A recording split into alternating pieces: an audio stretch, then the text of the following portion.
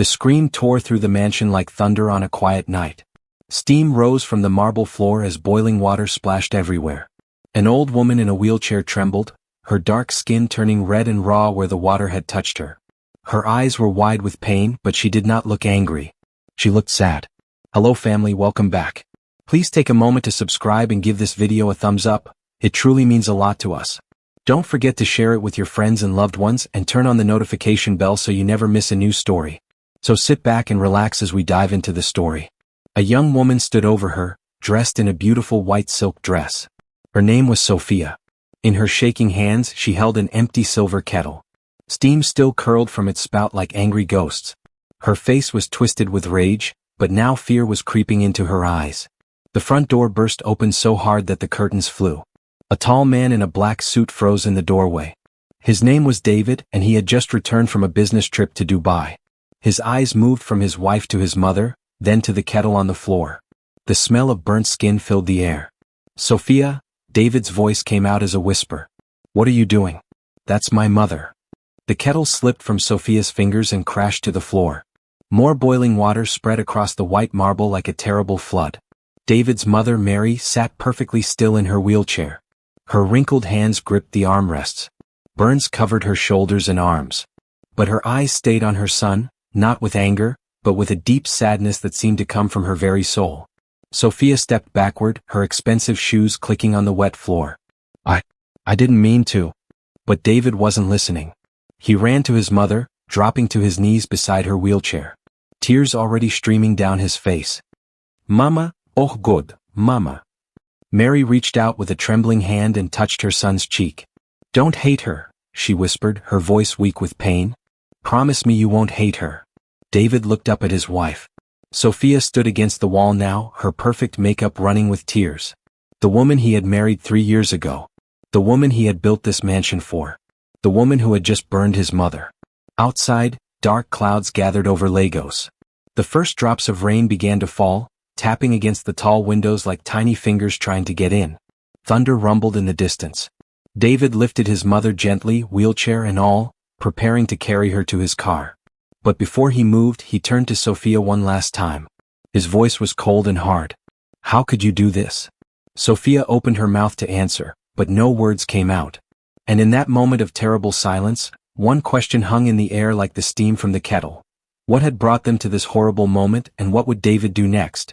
20 years earlier, in the floating village of Makoko on the edge of Lagos, life was very different.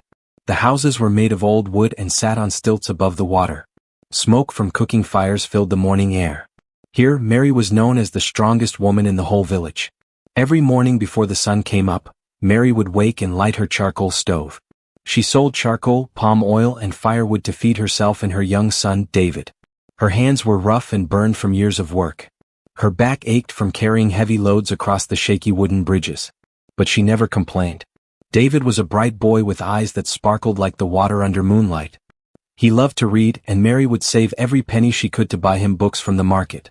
At night, she would sit beside him while he studied by candlelight, even though she could not read herself. Mama, why do you work so hard? David once asked her when he was 10 years old. Mary smiled and touched his face with her rough hands. Because you are going to be somebody great one day, my son. You will not grow old selling charcoal like me. You will wear fine clothes and live in a big house. If I get a big house, you will live there with me, David promised. I know you will remember me, Mary said softly. The years passed slowly in Makoko. David studied harder than any child in the village. When he was 18, a miracle happened. He won a scholarship to study business in England. The whole village celebrated with drums and dancing. Mary cried tears of joy and pride. The day David left for England, Mary stood on the old bridge and waved until his boat disappeared into the fog. Come back to me, she whispered to the wind. But fate can be cruel. 2 years after David left, Mary was crossing the bridge with her heavy cart when one of the wooden planks broke.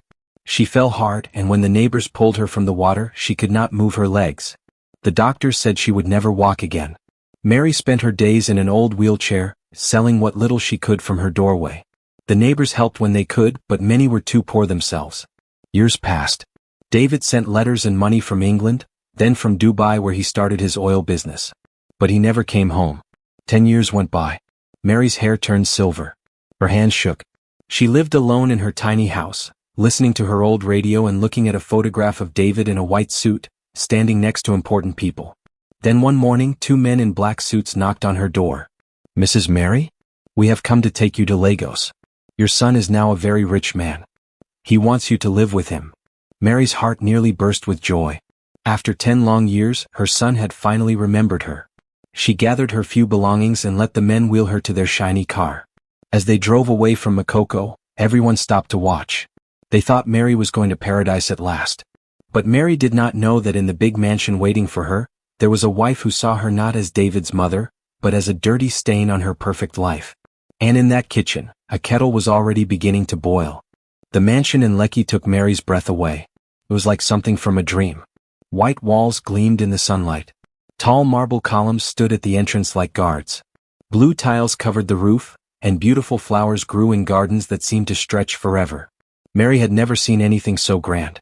David came running out when the car arrived. He was no longer the thin boy who had left Makoko. He was a man now, tall and strong in an expensive black suit. But when he hugged his mother, Mary felt something had changed. His hug was brief. His smile did not reach his eyes. "Mama, welcome to your new home," David said, but his voice sounded like he was talking to a stranger. From the balcony above, Sophia appeared. She wore a white silk dress that probably cost more than everything Mary had ever owned. Her perfume was so strong it made Mary's nose itch. Sophia's eyes looked at Mary's old wheelchair, at her simple clothes, at the rust stains on the metal.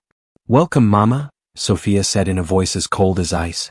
"We have prepared a room for you downstairs. The upstairs is not good for wheelchairs." That first night, Mary sat at the long dining table. Crystal glasses sparkled under the chandelier. The food was fancy with names Mary could not pronounce. David and Sophia talked about business deals, about trips to Dubai and London, about buying new cars and investing millions of naira. Mary tried to tell them about Makoko, about the neighbors who had helped her, about the old bridge where she used to sell her charcoal. But Sophia interrupted. "Mama, that sounds lovely, but David and I have important business to discuss tonight." David said nothing. He just nodded and continued eating. Mary's room was small and white with no windows facing the garden. A purple orchid sat on the table, but it was in a pot with no soil, only decorative stones. Mary looked at it and felt sad. The flower was beautiful but could not breathe. Days turned into weeks. A young maid brought food to Mary's door and left quickly without speaking. Mary heard laughter from the living room every night, the sound of glasses clinking, music playing. But no one came to sit with her. One afternoon, Sophia entered Mary's room. Her high heels clicked on the marble floor like a knife tapping on a plate. "Mama, I need to talk to you," she said. "This house is for important people. The smell of your medicine is giving me headaches. Maybe you should stay outside more." Mary looked at her daughter-in-law with sad eyes. "If that is what you want, I can sit by the mango tree." "Good," Sophia said and walked away. From that day, Mary was almost invisible in the big house. She ate alone. She slept alone. Sometimes David would pass by and pat her shoulder, but he never stayed to talk. His eyes were always on his phone, his mind always on his business. One rainy night, Mary tried to wheel herself to the porch to feel the rain on her face. The rain in Lagos smelled different from Makoko, but it was still rain. It reminded her of home. But the maid stopped her at the door. "Madam Sophia said you must not go outside.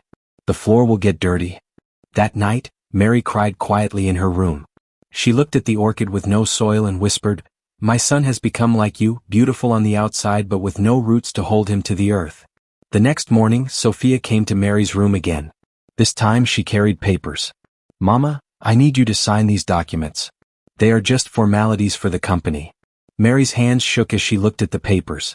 Even though she could barely read, she saw the words transfer of shares and 20%. "These papers will take David's money," Mary said quietly. "I cannot sign them." Sophia's face turned red with anger. Her eyes became as hard as stones. "You foolish old woman. You think you are protecting him? You are just a burden. A smelly, useless burden." Mary said nothing. She simply folded her hands in her lap and closed her eyes.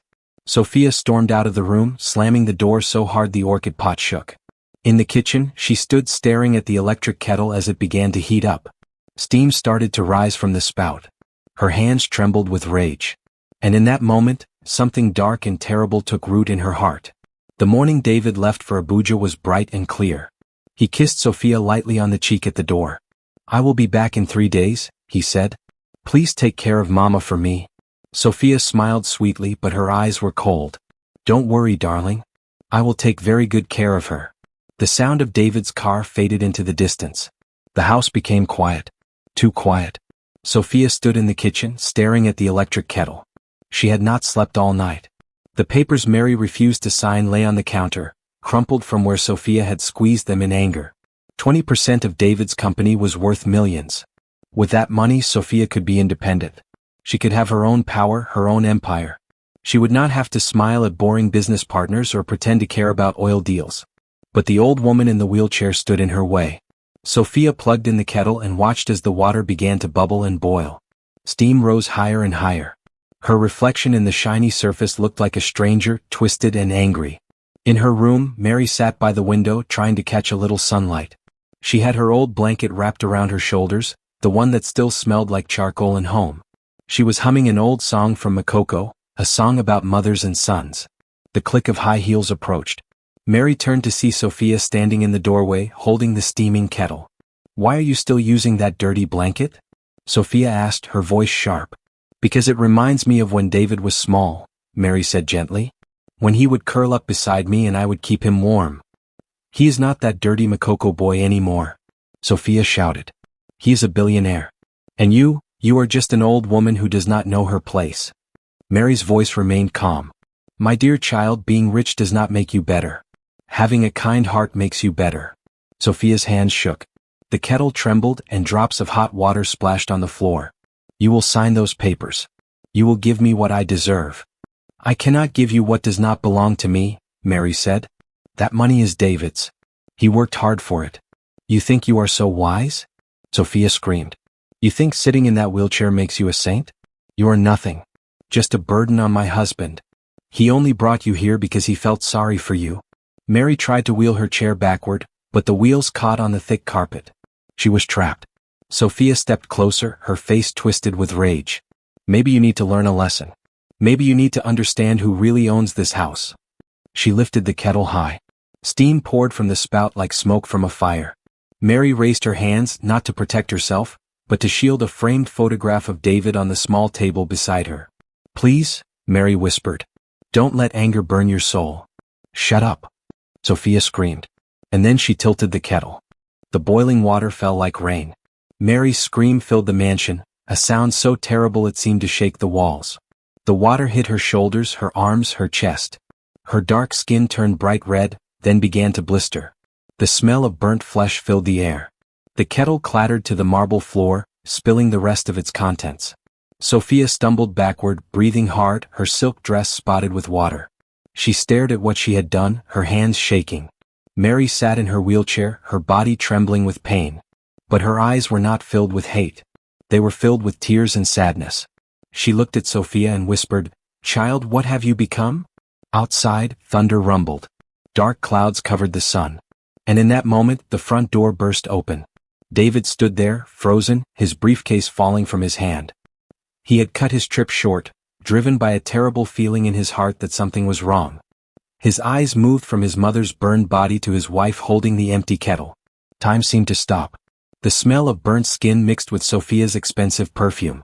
And David's world shattered like glass. "Mama!" David's voice was a roar that echoed through the mansion. He ran across the room, dropping to his knees beside his mother's wheelchair. Tears poured down his face as he saw the terrible burns covering her skin. "Oh God, Mama, what has she done to you?" Mary's voice was barely a whisper. "My son, don't let hatred into your heart. I will be fine." But David was not listening. He spun around to face Sophia, his eyes burning with fury. "You did this? You poured boiling water on my mother?" Sophia backed against the wall, the empty kettle still in her trembling hands. I didn't mean to." She wouldn't sign the papers. "I just wanted to scare her." "Scare her?" David's voice cracked with pain and rage. "You burned her. You burned the woman who gave me life. The woman who sacrificed everything so I could have a future." He turned back to his mother, gently wrapping his jacket around her shoulders to cover the burns. "I am taking you to the hospital right now. Hold on, Mama. Please hold on." As David lifted his mother, wheelchair and all, Sophia rushed forward. David, please let me explain. Don't. David's voice was like ice. Don't say another word. I will deal with you later. He carried his mother out into the rain that had begun to fall heavily. The drops mixed with his tears as he placed her carefully in his car. Thunder crashed overhead as if the sky itself was angry. At Lagos General Hospital, doctors rushed Mary into the emergency room. David sat in the waiting area, his expensive suit soaked with rain and tears. His hands shook as he held his head. How had he let this happen? How had he been so blind? Hours passed. Finally, a doctor came out. Mr. David, your mother will survive, but the burns are serious. She will need many weeks to heal.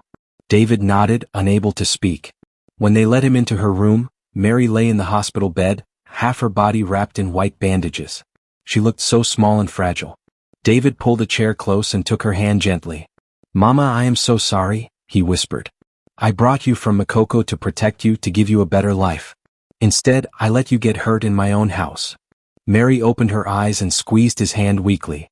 My son, you did not do this. Your wife did. But you must not let revenge poison you. How can you say that? David's voice broke. She tried to kill you. I am calling the police. She will go to prison for what she did. If that is what the law requires, then so be it, Mary said softly. But you, my son, you must learn to forgive. Not for her sake, but for yours. Hatred is like drinking poison and expecting the other person to die. David could not understand his mother's words. All he felt was anger and pain. The next day, David returned to the mansion with Inspector Adewale from the Lagos police. The house felt cold and empty now, like a tomb. They went straight to the kitchen where David's security cameras were connected. Let us see what really happened, the inspector said, opening his laptop. They watched the footage in silence. It showed everything. Sophia unplugging the kettle. Sophia arguing with Mary. Sophia lifting the kettle and deliberately pouring the boiling water. It was not an accident. It was an attack. But the camera caught something else too. As the water fell, Mary did not try to protect herself. She reached out to shield the photograph of David from the boiling water. Even in that terrible moment, she was thinking of her son. David broke down completely. He sobbed like a child, his body shaking. She protected my picture while being burned alive. What kind of son am I? What kind of monster did I become? Inspector Adewale put a hand on his shoulder. Mr. David, we have enough evidence. Your wife will be arrested for assault and attempted murder. The final part of the video showed Sophia after David had carried Mary away. She was on the floor, crying and screaming. I just wanted her to sign. Just sign. Then she threw papers across the room. David asked the inspector to pause the video. He picked up one of the papers from the floor where Sophia had thrown them that day. It was a share transfer agreement. Sophia had been trying to steal 20% of his company, worth over 50 million naira. She had tortured his mother for money. David's phone rang. It was the hospital. Mr. David, your mother is asking for you. She says it is urgent. When David arrived at the hospital, Mary was sitting up slightly, her bandaged arms resting on the white sheets. Her eyes were tired but clear. My son, what will you do now? David knelt beside her bed. Sophia will go to prison, Mama. The police have all the evidence they need. She will pay for what she did. Mary nodded slowly. And after that? After she pays? What will you do with your life? David had no answer. He realized that all his money, all his success, all his mansions and cars meant nothing now. He had gained the whole world but almost lost his soul. 3 months later, the Lagos High Court was packed with people. Reporters crowded outside with cameras. Everyone wanted to know what would happen to the billionaire's wife who had burned his mother. Inside the courtroom, David sat quietly in a black suit. Across the room, Sophia sat in a gray prison uniform. Her beautiful hair was no longer perfect. Her face was pale and thin. The judge entered. The case of the state versus Sophia Okonkwo. The charge is causing grievous bodily harm to a disabled person. When it was time for Sophia to speak, she stood on shaking legs. I was jealous of my own husband's mother, she said, tears running down her face. I was afraid of losing everything. I deserve whatever punishment comes. The judge turned to David.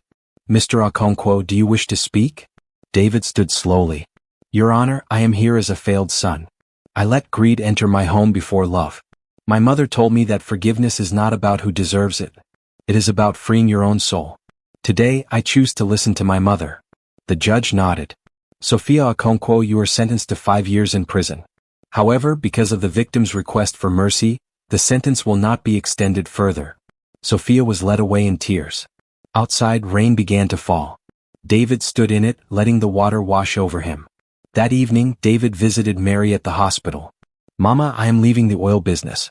I am selling everything to start the Mary Foundation. We will help poor mothers and disabled women all across Nigeria. And I am going back to Makoko to rebuild the old bridge you used to cross with your charcoal cart." Mary's eyes filled with tears. "Now I know my son has truly come home." 6 months later, David stood on the new wooden bridge in Makoko. It was called Mary's Bridge. A golden plate at the entrance read, "Mary Foundation for the mothers who burn so we could shine." Mary sat beside him in her wheelchair, wrapped in her purple shawl. The morning sun made her silver hair glow. Children ran across the bridge, laughing. Women sang songs of celebration. Drums echoed across the water. David no longer wore expensive suits. He wore simple clothes and worked alongside carpenters and builders every day. His hands were rough now, like his mother's had been. "Mama, I finished the dream you began," he said softly. Mary smiled and touched his face. "My son, you have built more than a bridge. You have rebuilt your soul."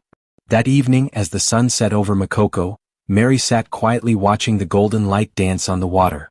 She turned to David with peaceful eyes. "My son, I am tired now. If tomorrow I am no longer here, don't cry. I have seen you come home to yourself. That is enough." David held her hand tighter, unable to speak. She leaned back in her wheelchair, smiling as if drifting into gentle sleep.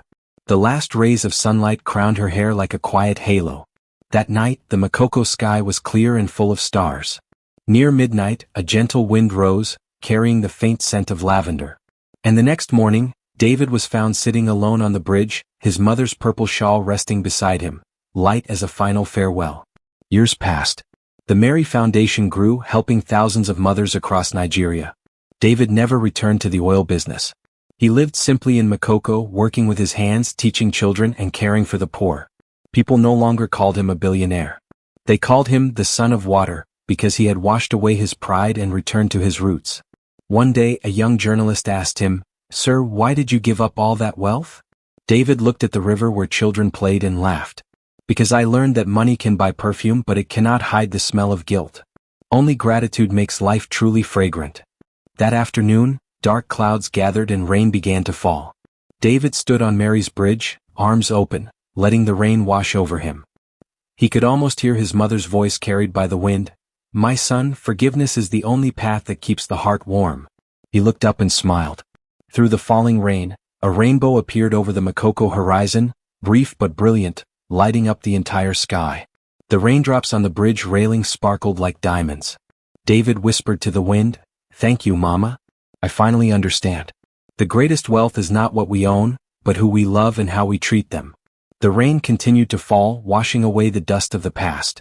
And on that bridge built with love and sacrifice, David stood at peace, finally free. He had learned that some burns heal on the skin, but others burn deep in the heart. And only love, only forgiveness, only gratitude can truly soothe them. The drums of Makoko beat softly in the distance.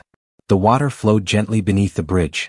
And somewhere in heaven, a mother smiled, knowing her son had found his way back home. We've come to the end of today's story. Thank you for watching, and remember to subscribe for more powerful and inspiring stories. See you in the next one.